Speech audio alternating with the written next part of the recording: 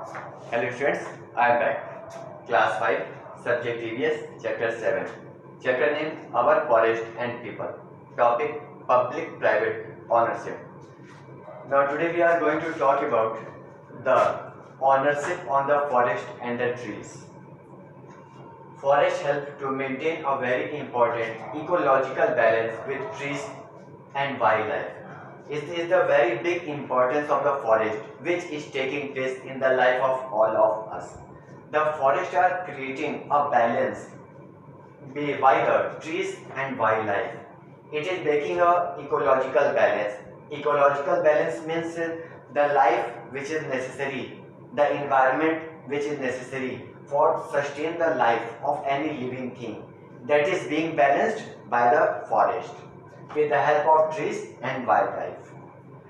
Public-private ownership of forest means that the forest is the property of our government along with the private communities who live in the forest. Means the forest area, the forest cover area, and the people, those who are living in the forest, they both are each under the ownership of the government. Means the government has the totally control on the forest and the people, those who are living there. It is the public-private ownership. Public, the whole community. Private, it is the undercover and under the government issue. This is the underlying principle behind joint forest management as mentioned in the National Forest Policy of 1988 and 1990. Year 1988 and 1990, there was a policy made. That name is National Forest Policy.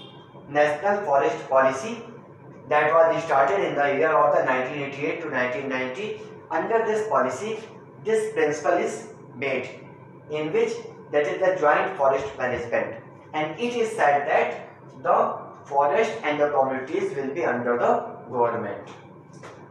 Under this, the villagers and tribal communities work with the government to protect the forest.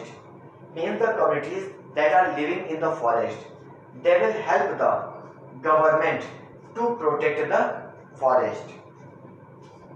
In return, they receive a share from the legalized and organized sale of forest resources. When the communities will help the government will allow them, they make the legal rule for they can use the forest resources and they can sell also. If the any unauthorized and a normal people will try to sell the forest resources, that is actually a crime. Nobody can do it.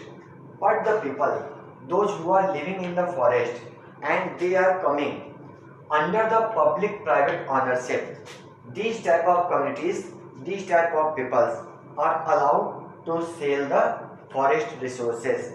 The reason is behind this, they are giving the help to the government to protect the forest because they are living in the forest area. These peoples are Adivasis and the tribal peoples and other villagers that are living under the forest or near the forest. They are helping to maintain the protection of the forest by their help. So these were the points about the public-private ownership. In this public-private ownership, the government gave the power to the people to use the forest resources and they are giving the help to government to protect them. So these were the points.